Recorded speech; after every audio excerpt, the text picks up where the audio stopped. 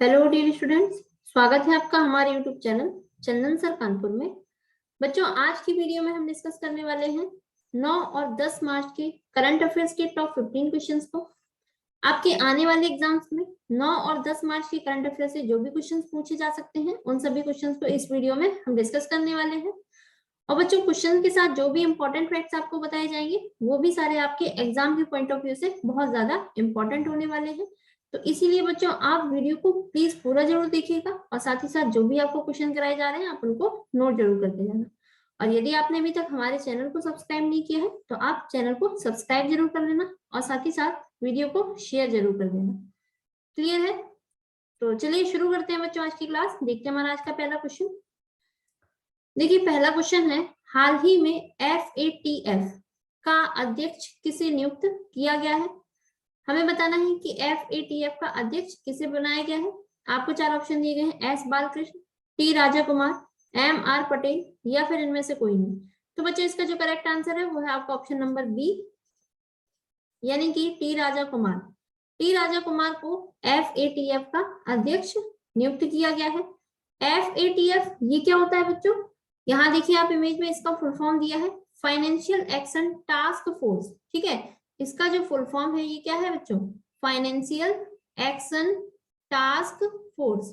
ठीक है, या इसको हम हिंदी में कह सकते हैं वित्तीय कार्रवाई कार्य दल। ठीक है, यदि आप हिंदी में नाम जानना चाहते हैं तो हिंदी में हम इसको कहते हैं वित्तीय कार्यवाही कार्य दल। क्लियर है? तो ये आपका FATF का फुल फॉर्म हो गया हिंदी और इंग्लिश दोनों में। आइए इसकी और व्याख्या देखते हैं। देखिए बच्चों, FATF जो है ये क्या है? G7 समूहों द्वारा स्थापित एक अंतर सरकारी संगठन है। यानी कि ये जो संगठन है ये किन देशों के समूह ने बनाया है? G7 जो ग्रुप ऑफ 7 कंट्रीज है, इसने इस FATF जो संगठन है इसको बनाया है, जो कि आपका क्या है? एक अंतर सरकारी संगठन है। यदि आपसे पूछा जाए कि FATF की स्थापना कब हुई थी तो आपको आंसर करना है 1989 में, यानी कि 1989 में। FATF का मुख्यालय ये बच्चों कहाँ पर है? ये है आपका फ्रांस की राजधानी पेरिस में। ठीक है, और इसके साथ साथ FATF बच्चों इसका काम क्या है? ये आपका जो कई देशों पर मनी लॉन्ड्रिंग और टेरर फंडिंग के जो आरोप होते हैं उनसे निपटने का प्रयास करता है। ठीक है, मनी लॉन्ड्रिंग बच्चों क्या होती है? मनी लॉन्ड्रिंग का मतलब होता है जैसे कहते हैं कोई भी काला धन है। ठीक है, काले धन को जब कोई वैध तरीके से, ये काला धन एक अवैध धन होता है, और जब कोई उसको वैध तरीके से पेश करता है तो इस चीज को मनी लॉन्ड्रिंग कहा जाता है। और टेरर फंडिंग का मतलब क्या है? यानी कि जो आतंकवादी जो गतिविधियां होती हैं उनको पनाह देने के लिए जो देश इनमें सहायता करते हैं, तो ऐसे देशों से निपटने के लिए FATF क्या करता है? प्रयास करता है। ठीक है बच्चों, तो ये आप याद रखना। चलिए अगला क्वेश्चन देखेंगे। देखिए अगला क्वेश्चन है, हाल ही में किस देश को FATF ने फिर से अपनी ग्रे लिस्ट में शामिल किया है? तो दोबारा से FATF का ही नाम आया है बच्चों, तो हमें बताना है कि इसकी जो ग्रे लिस्ट है इसमें दोबारा से अभी हाल ही में किस देश को शामिल कर लिया गया है। आपको यहाँ पे चार ऑप्शन दिए गए हैं, अफगानिस्तान, ईरान, पाकिस्तान और उज्बेकिस्तान। तो बच्चों आप यहाँ इमेज में देख पा रहे हैं ये जो व्यक्ति है ये कौन है? पाकिस्तान के वर्तमान में प्रधानमंत्री है इमरान खान। ठीक है, तो इसका जो करेक्ट आंसर है वो हो जाएगा आपका ऑप्शन नंबर सी, यानी कि पाकिस्तान। ठीक है, पाकिस्तान को दोबारा से FATF ने क्या किया है? अपनी ग्रे लिस्ट में शामिल कर लिया है। और FATF क्या है ये भी हमने पिछले क्वेश्चन में डिस्कस किया है। और बच्चों लगातार 2018 से FATF की ग्रे लिस्ट में पाकिस्तान कंट्री जो है आपका शामिल है। ठीक है, 2018 से इसकी ग्रे लिस्ट में ये बना हुआ है। आइए इसकी और व्याख्या देखते हैं। देखिए बच्चों, FATF ने UAE को भी अपनी ग्रे लिस्ट में शामिल किया है। यानी कि पाकिस्तान तो शामिल था ही, इसके साथ साथ इस बार UAE को भी FATF ने अपनी ग्रे लिस्ट में शामिल कर लिया है। UAE ने जो आरोप लगाया FATF ने जो आरोप लगाया है UAE पर, वो लगाया है कि जो आतंकवादियों का जो धन है, धन को सुरक्षित पनाह देने के लिए। ठीक है, तो FATF के अनुसार UAE ने क्या किया है, यानी कि यूनाइटेड अरब अमीरात, इसको हम क्या कहते हैं? यूनाइटेड अरब अमीरात या संयुक्त अरब अमीरात, इस देश ने जो आतंकवादी हैं उनके धन को सुरक्षित पनाह देने के लिए काम किया था, इसीलिए एफएटीएफ ने इसको भी क्या कर लिया है, अभी अपनी ग्रे लिस्ट में शामिल कर लिया है। अब जो यहाँ पे देखिए जो ग्रे लिस्ट है इसका मतलब क्या है, इसमें किसी भी देश को जब ग्रे लिस्ट में डाल दिया जाता है एफएटीएफ के अनुसार, एफएटीएफ जब अपनी ग्रे लिस्ट में शामिल कर लेता है तो इस लिस्ट में डाले जाने के बाद जो उसकी आर्थिक हालत होती है उस पर वैश्विक नजर रखी जाती है। ठीक है, यहाँ पर ये रखी जाती है। ठीक है, वैश्विक नजर रखी जाती है, यानी कि जब भी कोई देश एफएटीएफ की ग्रे लिस्ट में शामिल होता है तो वो देश किसी भी अंतरराष्ट्रीय संस्था से, जैसे कि आपका वर्ल्ड बैंक है, ठीक है, आईएमएफ है, इस टाइप की संस्था है, अंतरराष्ट्रीय संस्था, इनसे कर्ज लेने के लिए इसे बहुत ही ज्यादा मुश्किलों का सामना करना पड़ता है, यानी कि आसानी से इन देशों को क्या होता है, कर्ज और ऋण मुहैया नहीं कराया जाता है। ठीक है बच्चों, अब यहाँ पे देखिए पाकिस्तान कंट्री की बात आई है, तो बच्चों पाकिस्तान की राजधानी ये क्या है, इस्लामाबाद। ठीक है, वर्तमान में यहाँ के जो प्रधानमंत्री हैं इनको भी हमने अभी इमेज में देखा भी था, इनका नाम क्या है, इमरान खान। और यहाँ के जो वर्तमान राष्ट्रपति है बच्चों, इनका नाम क्या है, आरिफ अलवी। ठीक है, तो पाकिस्तान के वर्तमान राष्ट्रपति कौन है, आरिफ अलवी। तो ये सारे फैक्ट्स इंपॉर्टेंट है, तो ये सारी चीजें आप नोट कर लेना और साथ ही साथ याद भी कर लेना। ठीक है, चलो अगला क्वेश्चन देखेंगे। अगला क्वेश्चन है, हाल ही में किसने कन्या शिक्षा प्रवेश उत्सव अभियान को शुरू किया है? तो हमें बताना है जो कन्या शिक्षा प्रवेश उत्सव अभियान शुरू किया गया है ये किसके द्वारा शुरू किया गया है। आपको यहाँ पर 4 ऑप्शन दिए गए हैं, स्मृति ईरानी, नरेंद्र मोदी, प्रियंका गांधी या फिर इनमें से कोई नहीं। तो बच्चों इसका जो करेक्ट आंसर है वो है आपका ऑप्शन नंबर ए, यानी कि स्मृति ईरानी। तो स्मृति ईरानी ने कन्या शिक्षा प्रवेश उत्सव अभियान शुरू किया है। और बच्चों स्मृति ईरानी ये कौन है, ये वर्तमान में जो मंत्रालय है आपका महिला एवं बाल विकास मंत्रालय, महिला एवं बाल विकास मंत्रालय, इस मंत्रालय की वर्तमान में स्मृति ईरानी कौन है, मंत्री है। ठीक है, तो ये आपको याद रखना है। इन्होंने ही कन्या शिक्षा प्रवेश उत्सव, ये आपका बेटी बचाओ बेटी पढ़ाओ जो केंद्र सरकार की ओर से अभियान चलाया जा रहा है, इसके तहत ही ये अभियान शुरू किया गया है। क्लियर है, आइए इसकी और व्याख्या देख लेते हैं। देखिए इस अभियान का मुख्य उद्देश्य बीच में ही स्कूल छोड़ने वाली 11 से 14 वर्ष की लड़कियों को शिक्षा दिलाना है। ठीक है, यानी कि जो बच्चियां जैसे जो 11 से 14 वर्ष तक की उम्र की जो बच्चियां हैं, अगर किसी भी कारण से अपनी स्कूल को छोड़ देती है, अपनी पढ़ाई को बंद कर देती हैं, तो उन बच्चियों को दोबारा से क्या किया जा सके, शिक्षा दिलाई जा सके, दोबारा से उनका एडमिशन किया जा सके। ठीक है, तो इस अभियान का मुख्य उद्देश्य ये है। ठीक है, चलो अगला क्वेश्चन देखेंगे।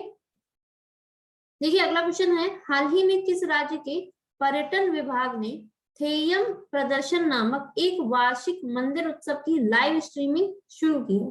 ठीक है, तो किस राज्य के पर्यटन विभाग ने ये लाइव स्ट्रीमिंग शुरू की है? तो हमें यहाँ पे 4 ऑप्शन दिए गए हैं, राजस्थान, हरियाणा, सिक्किम या फिर केरल। तो बच्चों इसका जो करेक्ट आंसर है वो आपका ऑप्शन नंबर डी, यानी कि केरल। केरल राज्य के पर्यटन विभाग ने थेयम प्रदर्शन नामक एक वार्षिक मंदिर उत्सव है, ठीक है, जो कि साल में एक बार मनाया जाता है, तो इसकी लाइव स्ट्रीमिंग को शुरू किया है। आइए इसकी और व्याख्या देख लेते हैं। थेयम बच्चों ये क्या है, ये केरल और कर्नाटक राज्य में नृत्य पूजा का एक लोकप्रिय अनुष्ठान है। ठीक है, यानी कि इसमें जो पूजा की जाती है वो एक नृत्य के स्वरूप में की जाती है, जो भी वहां का शास्त्रीय नृत्य है उसके रूप में। ठीक है, तो इसके तहत इस थेयम को क्या किया जाता है, जो त्योहार है वहां का, इसको मनाया जाता है। अब बच्चों यहाँ पे देखिए केरल राज्य की बात आई है, तो केरल की राजधानी क्या है, तिरुवनंतपुरम। ठीक है, यहाँ के जो वर्तमान मुख्यमंत्री हैं इनका नाम क्या है, पिनाराई विजयन। और केरल के जो वर्तमान राज्यपाल हैं इनका नाम क्या है, आरिफ मोहम्मद खान। ठीक है, यहाँ के जो वर्तमान राज्यपाल हैं वो कौन हो जाएंगे, आरिफ मोहम्मद खान। तो ये सारे फैक्ट्स आपको याद रखने हैं। चलिए अगला क्वेश्चन देखेंगे। हाल ही में किस राज्य में पीएम मोदी ने छत्रपति शिवाजी महाराज की प्रतिमा का अनावरण किया है? तो यहाँ पे आपको 4 ऑप्शन दिए गए हैं, महाराष्ट्र, मध्य प्रदेश, गुजरात और राजस्थान। तो बच्चों आप सभी जानते हैं कि जो छत्रपति शिवाजी हैं ये आपके भारत में महाराष्ट्र क्षेत्र से संबंधित थे, तो आंसर आपका जो है ऑप्शन नंबर ए करेक्ट हो जाएगा, यानी कि महाराष्ट्र। महाराष्ट्र में पीएम मोदी ने क्या किया, अभी हाल ही में छत्रपति शिवाजी महाराज की प्रतिमा का अनावरण किया है। आप यहाँ इमेज में देख भी पा रहे हैं, इनकी प्रतिमा को ये माल्यार्पण कर रहे हैं पीएम मोदी। ठीक है, आइए इसकी और व्याख्या देखते हैं। देखिए यह प्रतिमा 1850 किलोग्राम यानी कि 1850 किलोग्राम गन मेटल से बनी है। अब बच्चों गन मेटल ये क्या होता है, गन मेटल आपका एक मिश्र धातु है जो कि आपका तांबा, टिन, जस्ता और सीसा, लोहा आदि वस्तुओं से, आदि चीजों से मिलकर बनाई जाती है। और इसमें जो सबसे ज्यादा प्रतिशत रखा जाता है वो आपका तांबे का रखा जाता है, यानी कि गन मेटल में लगभग 95 यानी कि 95 या 95.5% तक आपका तांबा रखा जाता है। बाकी 5% में ये सारी वस्तुएं जो है इनको मिलाया जाती है, ये सारी धातुओं को इसमें शामिल करके बनाया जाता है गन मेटल को। ठीक है बच्चों, तो ये जो प्रतिमा है ये आपकी गन मेटल से बनाई गई है, जो कि लगभग इसमें जो गन मेटल है वो कितनी यूज हुई है, 1850 किलोग्राम। क्लियर है। अब बच्चों यहाँ पे देखिए महाराष्ट्र राज्य की बात आई तो महाराष्ट्र की राजधानी क्या है, मुंबई। यहाँ के वर्तमान मुख्यमंत्री कौन है, उद्धव ठाकरे। और यहाँ के जो वर्तमान राज्यपाल हैं इनका नाम क्या है, भगत सिंह कोश्यारी। ठीक है, तो महाराष्ट्र के जो राज्यपाल है इनका नाम क्या है, भगत सिंह कोश्यारी। आइए अगला क्वेश्चन देखेंगे। देखिए अगला क्वेश्चन है, हाल ही में अंतरराष्ट्रीय महिला दिवस के अवसर पर किसने नारी शक्ति पुरस्कार से 29 महिलाओं को सम्मानित किया है। आपको यहाँ पर 4 ऑप्शन दिए गए हैं, नरेंद्र मोदी, रामनाथ कोविंद, अमित शाह या फिर इनमें से कोई नहीं। तो बच्चों आप यहाँ इमेज में देख भी पा रहे हैं कि जो ये है कौन, रामनाथ कोविंद, जो कि वर्तमान में भारत के राष्ट्रपति हैं और ये एक महिला को पुरस्कार से सम्मानित कर रहे हैं। तो नारी शक्ति पुरस्कार इस साल कितने लोगों को दिया गया है, कितनी महिलाओं को दिया गया है, 29 महिलाओं को दिया गया है। तो आपका ऑप्शन नंबर बी करेक्ट हो जाएगा इसका, रामनाथ कोविंद ने दिया है। ठीक है, 29 महिलाओं को सम्मानित किया है इस पुरस्कार से। और बच्चों यहाँ पे देखिए अंतरराष्ट्रीय महिला दिवस आया है, तो ये आपका हर साल 8 मार्च को मनाया जाता है। ठीक है, अंतरराष्ट्रीय महिला दिवस ये आपका कब मनाया जाता है, 8 मार्च को मनाया जाता है। क्लियर है इतना। आइए इसकी और व्याख्या देखते हैं। कुल 29 महिलाओं को वर्ष 2020 और 2021, ठीक है, इन दोनों सालों का मिलाकर के ये पुरस्कार दिया गया है। तो 29 महिलाओं को ये पुरस्कार दिया गया नारी शक्ति सम्मान। ठीक है, 2020 और 21 के लिए महिलाओं को सशक्तिकरण की दिशा में उनके उत्कृष्ट और असाधारण कार्य के लिए ये पुरस्कार दिए गए हैं। और बच्चों ये दोनों साल के मिलाकर दिए गए हैं, क्योंकि 2020 में आपका कोविड आ गया था, तो कोविड के कारण ये पुरस्कार नहीं घोषित किए जा सके थे, तो इसीलिए दोनों साल के मिला करके इस बार ये पुरस्कार इन पुरस्कारों से सम्मानित किया गया है, जो कि 29 महिलाओं को दिया गया है। ठीक है, और किसने दिया है अगर आपसे पूछा जाए तो आप बताएंगे कौन, भारत के राष्ट्रपति, जो कि वर्तमान में कौन है, श्री रामनाथ कोविंद। ठीक है, चलिए अगला क्वेश्चन देखेंगे। देखिए बच्चों अगला क्वेश्चन है, हाल ही में किस देश ने अपने दूसरे सैन्य उपग्रह नूर 2, ठीक है, उपग्रह का नाम क्या है, नूर 2 का सफल परीक्षण किया है। तो आपको 4 ऑप्शन दिए गए हैं, उत्तर कोरिया, जापान, ईरान या फिर इनमें से कोई नहीं। तो इसका करेक्ट आंसर है आपका ऑप्शन नंबर सी, यानी कि ईरान। ईरान देश ने अपने दूसरे सैन्य उपग्रह, ठीक है, कैसा उपग्रह है ये, सैन्य उपग्रह, उपग्रह का नाम क्या है, नूर 2, इसका सफल परीक्षण अभी हाल ही में किया है ईरान देश ने। अब बच्चों यहाँ पर देखिए ईरान कंट्री की बात आई है, तो ईरान, सबसे पहले तो मैं आपको बता दूं कि जो ईरान है बच्चों ये आपका एशिया महाद्वीप का देश है। ठीक है, एशिया महाद्वीप में ये स्थित है कंट्री। तो इसकी राजधानी क्या है, तेहरान है। यहाँ की जो मुद्रा है ये क्या चलती है, रियाल चलती है। ठीक है, ईरानी रियाल भी बोलते हैं इसको। और ईरान के जो वर्तमान में राष्ट्रपति हैं बच्चों, इनका नाम क्या है, इब्राहिम रईसी। ठीक है, नाम क्या है इनका, इब्राहिम रईसी। क्लियर है इतना। चलिए अगला क्वेश्चन देखेंगे, हाल ही में किस राज्य सरकार ने आमा योजना, ठीक है, योजना कौन सी है, आमा योजना और बहिनी योजना को शुरू किया है। आपको यहाँ पर 4 ऑप्शन दिए गए हैं, हरियाणा, सिक्किम, असम और मेघालय। तो बच्चों इसका जो करेक्ट आंसर है वो है आपका ऑप्शन नंबर बी, यानी कि सिक्किम। तो सिक्किम राज्य सरकार ने अपने राज्य में 2 योजनाएं शुरू की हैं। एक तो योजना का नाम क्या है, आमा योजना, और दूसरा आपका क्या है, बहिनी योजना। तो ये दोनों योजनाएं सिक्किम राज्य सरकार के द्वारा शुरू की गई। क्लियर है इतना? आइए इसकी और व्याख्या देख लेते हैं। देखिए बच्चों, आमा योजना का उद्देश्य गैर कामकाजी माताओं की मदद, ठीक है, गैर कामकाजी माताएं कौन सी, जो कि हाउसवाइफ होती हैं, उनकी मदद करना, यानी कि वो कैसे अपने रुपयों को घर के खर्च से बचा सके आगे अपने हेल्प के लिए।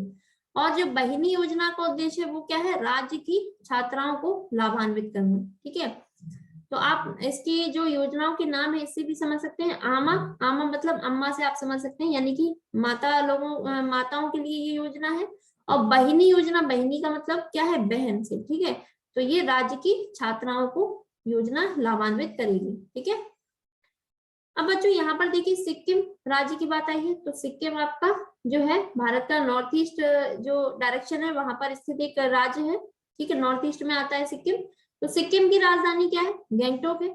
यहाँ के जो वर्तमान मुख्यमंत्री हैं प्रेम सिंह तमांग, और यहाँ पर जो इमेज दी गई है ये कौन है, सिक्किम के वर्तमान मुख्यमंत्री हैं प्रेम सिंह तमांग। और सिक्किम के जो राज्यपाल है बच्चों, इनका नाम क्या है, गंगा प्रसाद। ठीक है, सिक्किम के राज्यपाल कौन हो जाएंगे, गंगा प्रसाद। चलिए अगला क्वेश्चन देखेंगे। हाल ही में किस राज्य सरकार ने मातृशक्ति उद्यमिता योजना की घोषणा की है? तो आपको 4 ऑप्शन दिए गए हैं, हरियाणा, बिहार, सिक्किम, सॉरी सिक्किम यहाँ पर मिस्टेक हो गया है, और ऑप्शन नंबर जो 4 है आपका वो है झारखंड। ठीक है, तो इसका जो करेक्ट आंसर है वो है बच्चों आपका ऑप्शन नंबर ए, यानी कि हरियाणा। तो हरियाणा सरकार ने अपने राज्य में मातृशक्ति उद्यमिता योजना को शुरू करने की घोषणा की है। ठीक है, तो योजना का नाम याद रखिएगा और साथ ही साथ किस राज्य में शुरू की गई है इसको भी आप मुख्य रूप से याद रखें। क्वेश्चन इनसे बहुत पूछे जाते हैं, किसी भी राज्य में कोई भी योजना चालू की जाती है तो ये जरूर क्वेश्चन आपके पूछे जाते हैं किसी न किसी एग्जाम में। ठीक है, किसी भी राज्य की योजना है आपसे पूछी जा सकती है। तो आइए इसकी और व्याख्या देख लेते हैं। देखिए, हरियाणा सरकार ने अंतर्राष्ट्रीय महिला दिवस पर महिला उद्यमियों को सहायता प्रदान करने के लिए इस योजना की घोषणा की है। महिला उद्यमियों यानी कि जो महिलाएं बिजनेस करती हैं, तो ऐसी महिलाओं को मदद करने के लिए इस योजना की शुरुआत की गई है। और ये किस मौके पर की गई है, अंतर्राष्ट्रीय महिला दिवस, जो कि अभी मैंने आपको बताया ये कब मनाया जाता है, प्रत्येक वर्ष आपका 8 मार्च को ये मनाया जाता है। ठीक है, अब बच्चों यहाँ पर देखिए हरियाणा राज्य की बात आई है, तो हरियाणा, इसकी राजधानी क्या है, चंडीगढ़ है। हरियाणा के मुख्यमंत्री कौन है, मनोहर लाल खट्टर। और यहाँ पर जो इमेज दी गई थी ये हरियाणा के मुख्यमंत्री हैं जिनका नाम क्या है, मनोहर लाल खट्टर।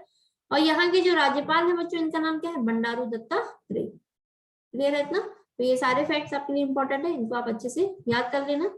चलिए अगला क्वेश्चन देखेंगे। अगला क्वेश्चन है, हाल ही में किस IIT संस्थान में CDAC ने परम गंगा नामक सुपर कंप्यूटर स्थापित किया है?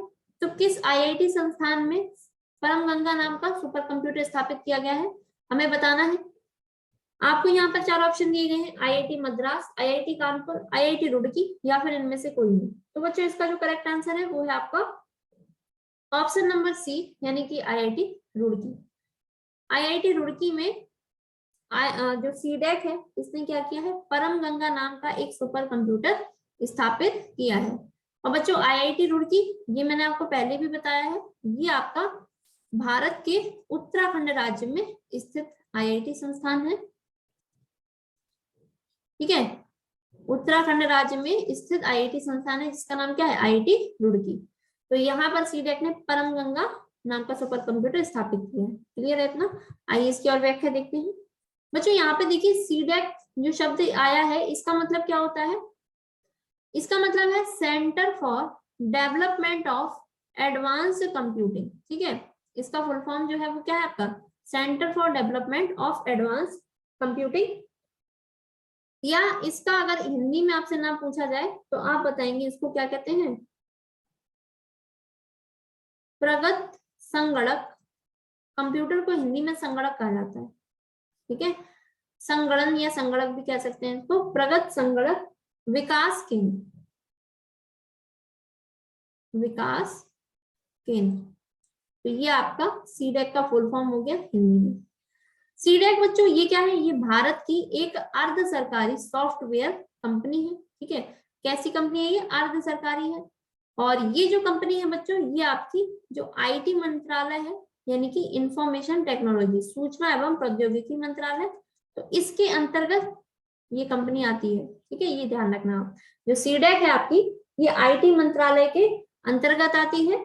और ये जो कंपनी है बच्चों, ये सॉफ्टवेयर और इलेक्ट्रॉनिक्स की फील्ड में बहुत बड़ी कंपनी भारत में मानी जाती है, या कह सकते हैं कि ये भारत की बहुत बड़ी कंपनी है। किस फील्ड में? सॉफ्टवेयर एंड इलेक्ट्रॉनिक्स की फील्ड में। सॉफ्टवेयर एंड इलेक्ट्रॉनिक्स की फील्ड में ये भारत की बहुत बड़ी कंपनी मानी जाती है। क्लियर है बच्चों इतना? चलिए अगला क्वेश्चन देखेंगे। देखिए अगला क्वेश्चन है, हाल ही में CISF अपना कौन सा स्थापना दिवस मना रहा है?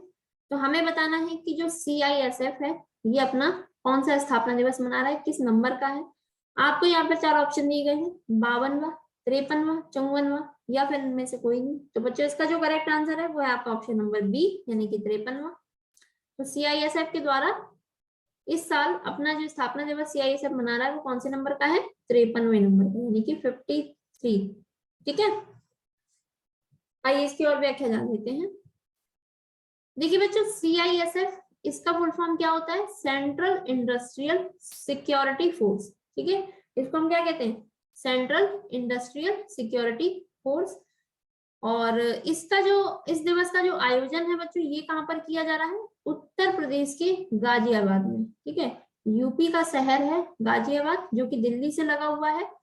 तो गाजियाबाद में एक जगह पड़ती है इंदिरापुरम। ठीक है, इंदिरापुरम, यहाँ पर CISF का एक कैंप है जहां पर इस दिवस का आयोजन किया जा रहा है। और इस आयोजन में, इस दिवस के आयोजन में मुख्य रूप से जो अतिथि इस बार शामिल हुए हैं,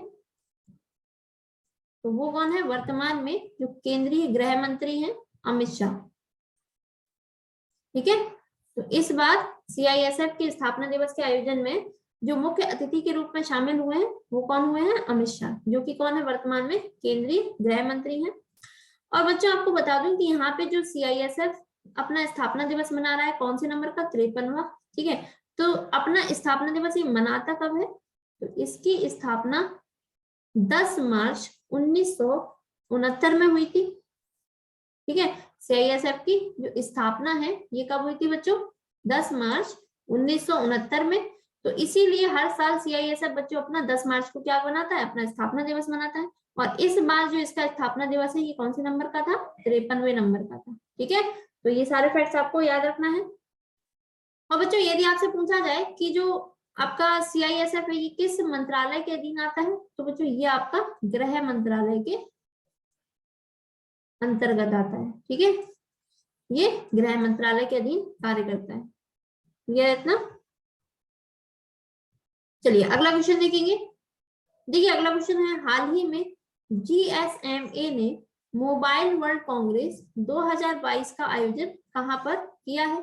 आपको 4 ऑप्शन दिए गए हैं, बर्लिन, बीजिंग, टोक्यो और बार्सिलोना।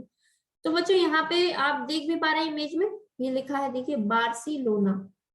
ठीक है, तो आपका ऑप्शन नंबर जो डी है वो करेक्ट हो जाएगा। बार्सिलोना में क्या किया है? GSMA ने अपना मोबाइल वर्ल्ड कांग्रेस 2022 का आयोजन किया है। और बच्चों आपको बता दूं कि जो बार्सिलोना जो शहर है ये स्पेन, ठीक है, स्पेन जो कंट्री है, एक यूरोपियन कंट्री है स्पेन, इसमें स्थिति शहर है बार्सिलोना। ठीक है, बहुत ही खूबसूरत शहर माना जाता है स्पेन का। तो बार्सिलोना में आयोजित किया गया है ये कांग्रेस, जो मोबाइल वर्ल्ड कांग्रेस है GSMA का, तो जो कि आपका स्पेन देश में स्थित है बार्सिलोना। ठीक है इतना। आइए इसकी और व्याख्या देख लेते हैं। देखिए बच्चों GSMA आया है तो इसका मतलब क्या है, इसको देख लेते हैं। इसको हम कहते हैं global system for mobile communications association. ठीक है, इसको हम क्या कहते हैं? Global system for mobile communications association, जिसकी स्थापना कब हुई थी? 1995 में। और इसका मुख्यालय बच्चों ये कहाँ पर स्थित है? तो आप बताएंगे लंदन में। और GSMA के जो वर्तमान अध्यक्ष हैं बच्चों, इनका नाम क्या है? Stephen Richard. ठीक है, तो इनका नाम क्या हो जाएगा? Stephen Richard. क्लियर है इतना। चलिए अगला क्वेश्चन देखेंगे। देखिए अगला क्वेश्चन है, हाल ही में प्रति व्यक्ति शुद्ध राज्य घरेलू उत्पाद में किस राज्य ने शीर्ष प्रदर्शन किया है? तो हमें बताना है कि जो प्रति व्यक्ति शुद्ध राज्य घरेलू उत्पाद में जो शीर्ष, अब यानी कि कहते हैं शीर्ष स्थान पर जो राज्य आया है, तो राज्य का नाम बताना है। आपको 4 ऑप्शन दिए गए हैं, महाराष्ट्र, तमिलनाडु, तेलंगाना और कर्नाटक। तो इसका जो करेक्ट आंसर है वो है आपका ऑप्शन नंबर सी, यानी कि तेलंगाना। तो तेलंगाना राज्य जो है आपका प्रति व्यक्ति शुद्ध राज्य घरेलू उत्पाद में शीर्ष स्थान पर, ठीक है, यानी कि सबसे पहले स्थान पर इसमें रहा है। कौन सा राज्य? आपका तेलंगाना, ठीक है। अब बच्चों यहाँ पर देखिए तेलंगाना राज्य की बात आई है, तो तेलंगाना की राजधानी क्या है? हैदराबाद, ठीक है। यहाँ के जो मुख्यमंत्री हैं कौन है? के चंद्रशेखर राव, जिन्हें आपने इमेज में अभी देखा। तो ये कौन है? तेलंगाना के वर्तमान मुख्यमंत्री हैं, जिनका नाम क्या है? के चंद्रशेखर राव। और तेलंगाना के राज्यपाल बच्चों ये कौन है? तमिलिसाई सुंदर राजन, ठीक है। तो ये सारे फैक्ट्स आपको याद रखने हैं। सभी फैक्ट बच्चों जो मैं आपको बताती हूँ ये सारे इंपॉर्टेंट होते हैं, ठीक है। और इनसे आपको कई सारे फैक्ट्स से तो आपको बहुत सारी नॉलेज भी मिलती होगी, जो चीज आपको पता नहीं है वो भी आप जान जाते होंगे।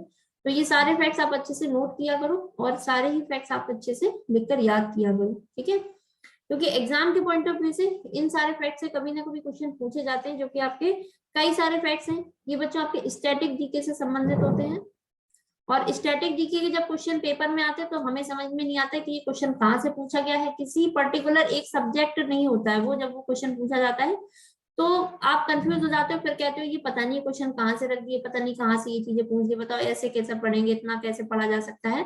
तो बच्चों ये क्वेश्चन आपको स्टैटिक जीके के जो है ये करंट अफेयर से ही आपको तैयार हो सकते हैं, ठीक है।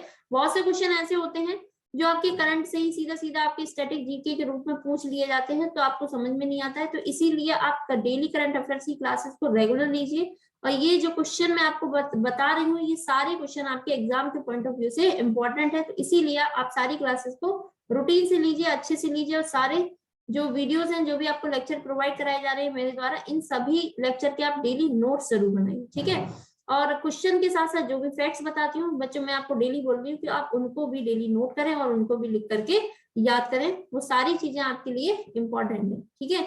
यहाँ पे मैं सिर्फ आपको वही चीज बताती हूँ जितनी आपके पेपर के पॉइंट ऑफ व्यू से इंपॉर्टेंट चीजें हैं, ठीक है। तो चलिए अगला क्वेश्चन देखेंगे।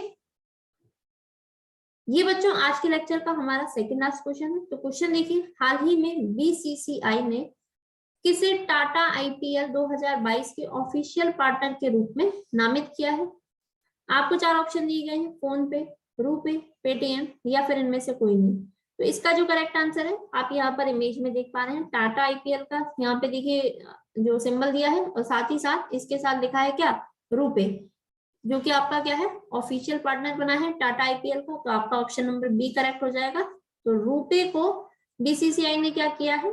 टाटा आईपीएल 2022 का ऑफिशियल पार्टनर नामित किया है, ठीक है बच्चों। और ये क्वेश्चन मैंने आपको पहले भी बताया है कि जो आईपीएल 2022 में स्पॉन्सरशिप दी गई है वो किसे दी गई है? टाटा, ठीक है। जो टाटा ग्रुप है इसको आईपीएल 2022 की स्पॉन्सरशिप दी गई है, ठीक है, यानी कि इसे ये प्रायोजित करेगा। अब बच्चों यहाँ पर देखिए बीसीसीआई की बात आई है, तो बीसीसीआई इसकी स्थापना कब हुई थी? 1928 में, ठीक है। इसका मुख्यालय ये कहाँ पर है आपका? मुंबई, जो कि महाराष्ट्र की राजधानी है, मुंबई महाराष्ट्र राज्य की। और मुंबई को हम भारत की आर्थिक राजधानी भी कहते हैं, ठीक है। बीसीसीआई के अध्यक्ष वर्तमान में जो है इनका नाम क्या है? सौरव गांगुली, ठीक है बच्चों। तो ये सारे फैक्ट्स आपको याद रखने हैं। और यदि बच्चों आपसे पूछा जाए कि जो बीसीसीआई है इसका फुल फॉर्म क्या है, तो आपको बता दूं बीसीसीआई इसका मतलब होता है board of control for cricket in India. Clear है इतना?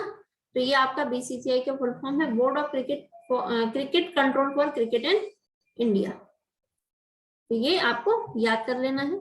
आइए अगला क्वेश्चन देखेंगे।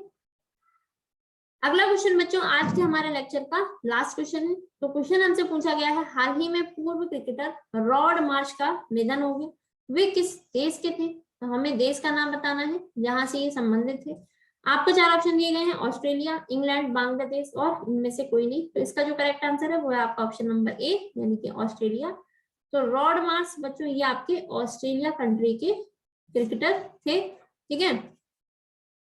और अभी हाल ही में एक और ऑस्ट्रेलियाई पूर्व जो क्रिकेटर रह चुके हैं उनका निधन हुआ है। ठीक है, तो अगर आपको याद हो तो बताना। ठीक है, उनका नाम क्या था? काफी फेमस क्रिकेटर रह चुके हैं जिनका भी हाल ही में देहांत हुआ था हार्ट अटैक के कारण। अब आइए इसकी और व्याख्या देख लेते हैं। देखिए बच्चों, ऑस्ट्रेलिया देश की बात आई है तो ऑस्ट्रेलिया देश के बारे में देख लेते हैं। ऑस्ट्रेलिया, ये मैंने आपको पहले भी बताया है कि जो ऑस्ट्रेलिया कंट्री है ये आपकी ऑस्ट्रेलिया महाद्वीप में ही स्थित है। ठीक है, ऑस्ट्रेलिया नाम का एक महाद्वीप भी है जिसमें एक कंट्री का नाम भी क्या है? ऑस्ट्रेलिया है। तो इसकी राजधानी क्या है? कैनबरा। यहाँ की जो मुद्रा है ये क्या है? Australian dollar. ठीक है, जो ऑस्ट्रेलिया का डॉलर है। और यहाँ के जो वर्तमान प्रधानमंत्री हैं इनका नाम है बच्चों स्कॉट मॉरिसन। ठीक है, ऑस्ट्रेलिया के जो वर्तमान प्रधानमंत्री हैं इनका नाम क्या है? Scott Morrison. क्लियर है इतना? तो बच्चों ये थे हमारे आज के लेक्चर के टॉप 15 क्वेश्चंस। आशा करती हूँ क्लास आपको अच्छे से समझ में आई होगी और सारे क्वेश्चंस आपको अच्छे से याद भी हो गए होंगे। अब आपको क्या करना है, वीडियो अगर अच्छा लगा हो तो वीडियो को लाइक कर देना और साथ ही साथ अपने साथ जो भी बच्चे तैयारी कर रहे हैं उनके साथ शेयर जरूर कर देना। और वीडियो आपको कैसा लगा ये आप नीचे कमेंट सेक्शन में लिख करके मुझे जरूर बताइएगा। और क्या करना है, यदि आपने अभी तक हमारे चैनल को सब्सक्राइब नहीं किया तो चैनल को सब्सक्राइब जरूर कर लेना। चैनल का नाम क्या है? चंदन सर कानपुर। और अपने साथ जो भी बच्चे तैयारी कर रहे हैं उनके साथ भी चैनल को शेयर करके उनसे जरूर सब्सक्राइब करवा देना, क्योंकि आप देख रहे हैं कि लगातार हमारे चैनल पर आपको यूपी पुलिस और लेखपाल के स्पेशल बैच शुरू कर दिए गए हैं हमारे चैनल पर, और इनकी आपको डेली सबसे बेस्ट क्लासेस आपको प्रोवाइड कराई जा रही हैं। तो इसीलिए आप जम के शेयर कीजिए और ज्यादा से ज्यादा हमें सपोर्ट कीजिए। ठीक है, अगर आप हमें सपोर्ट करेंगे तो हम भी मोटिवेट होंगे, तो इससे हम आपको और भी अच्छी और बेहतर क्लासेस देने की पूरी कोशिश करेंगे। क्लियर है बच्चों? और चैनल को सब्सक्राइब करने के साथ साथ बेल आइकन को ऑन करना बिल्कुल मत भूलिएगा। बेल आइकन को ऑन नहीं करेंगे तो आपको जो भी वीडियोस हमारे चैनल पर मिलेंगी उनकी आपको नोटिफिकेशन टाइम पर नहीं मिल पाएगी। ठीक है, अगर आपको नोटिफिकेशन टाइम पर चाहिए तो इस बेल आइकन को ऐसे ऑल पे क्लिक करके ऑन जरूर कर लेना। ठीक है बच्चों, तो आज के लिए इतना ही रखते हैं, मिलते हैं आपसे अगली क्लास में। तब तक के लिए बच्चों गुड बाय, जय हिंद एंड थैंक यू।